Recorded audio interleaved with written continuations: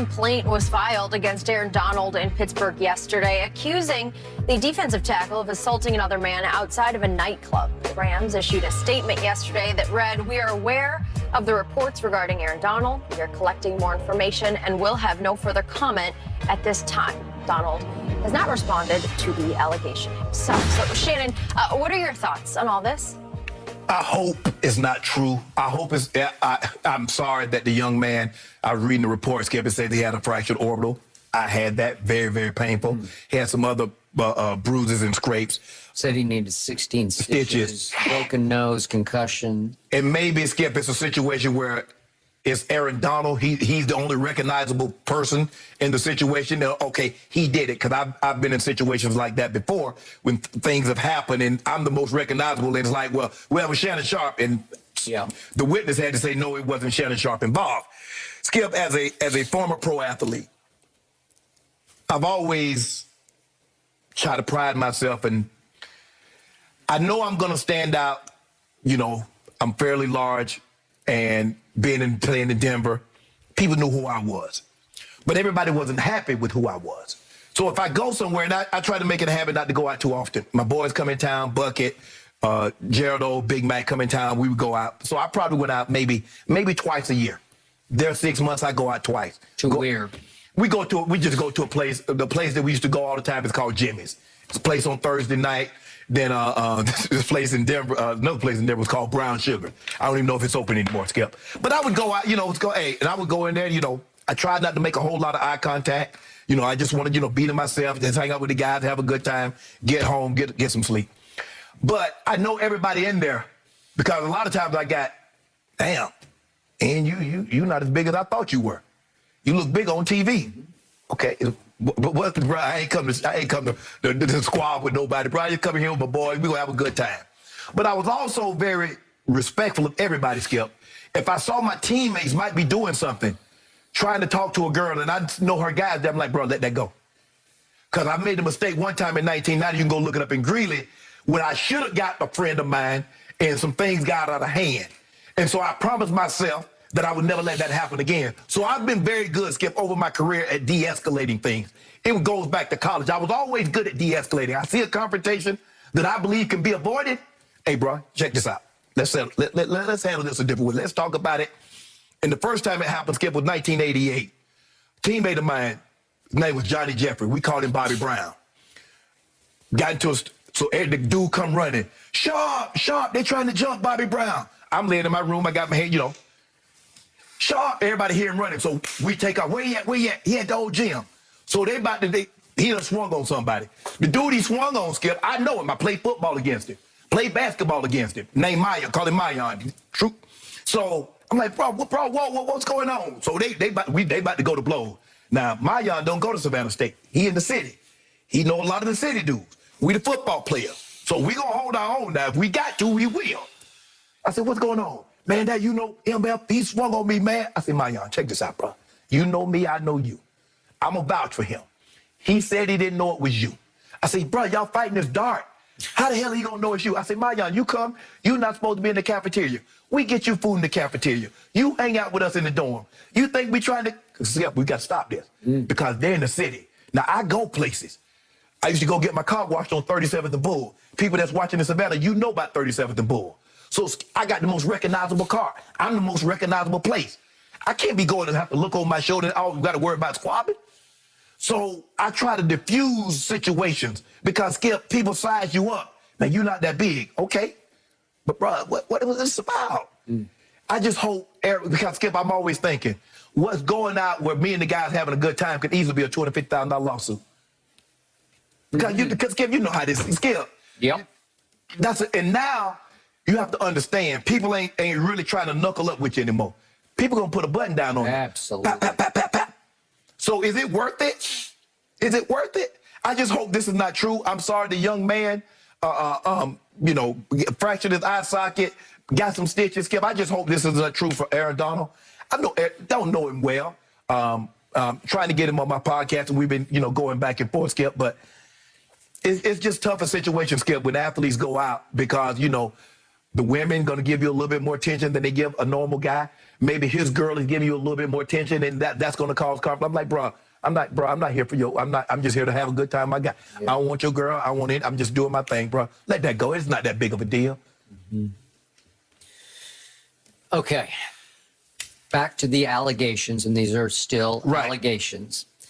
So what happened was this incident occurred around 3 o'clock in the morning, Saturday night into Sunday morning, in Pittsburgh at a club called the Boom Boom Room. You don't know about the Boom Boom Room? That comes from Life, Skip. Eddie Murphy and Martin Lawrence had a movie called Life, and they're in prison, and they talk about the Boom Boom Room. That's what Ray Gibson and Claude Washington, they got a place called the Boom Boom Room. So the alleged victim, according to his attorney, bumped into Aaron Donald accidentally. Who knows what happened exactly. And the incident escalated, as you could see how it would in these circumstances. And both parties, Aaron Donald and whoever's with him and the young man, were asked to leave the Boom Boom Room. So they adjourned to outside, and it re-escalates outside. And according to the victim, it escalated not on his part, but on Aaron Donald's part, and this ensued. The damage ensued. Okay, so I am back to something I have said on television for at least 20 years, and I'm sure I've been written off as a stick in the mud for having this opinion, but I am so right about this.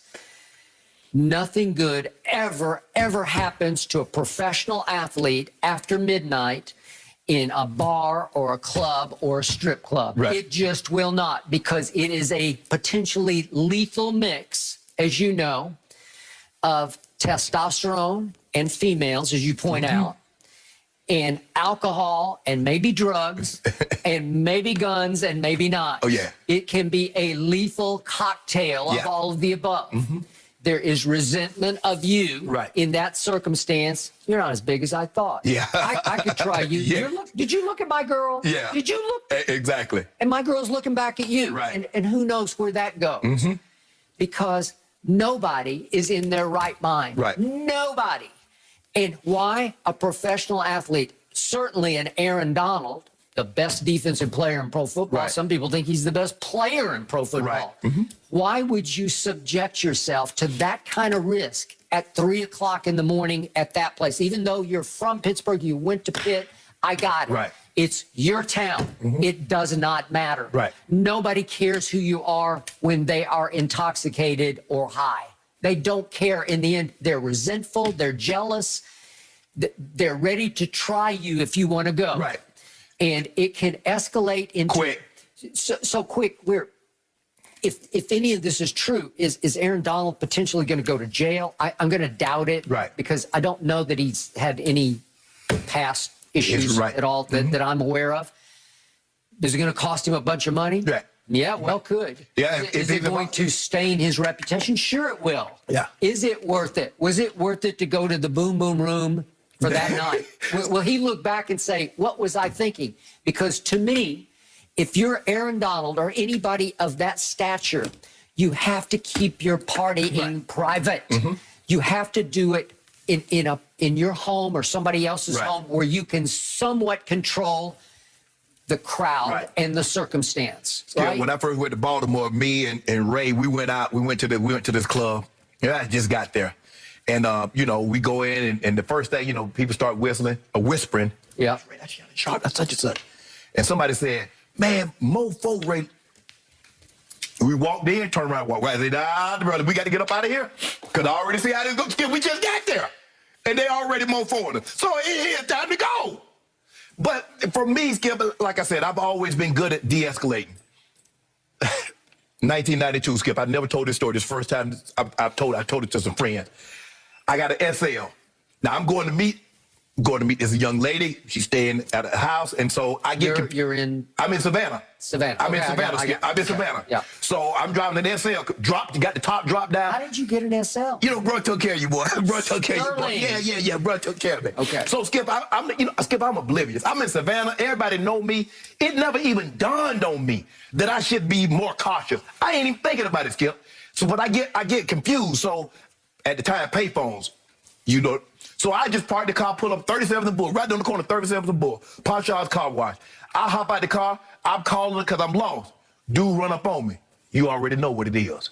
I say, my man, I ain't got nothing on me. I say, everything I got's in the car. My some wallets in the car. I say, everything. Wait, you had a woman in the car? No, I ain't have no you woman. Didn't have one. I thought, Dude ran up on me with that thing gonna stick so me it's up. just you. Yes, Okay, just me. I got it. Because I'm trying to call her to make sure. Tell me where it is. I mean, because It was 37th and Bull, notoriously. Yeah. Okay.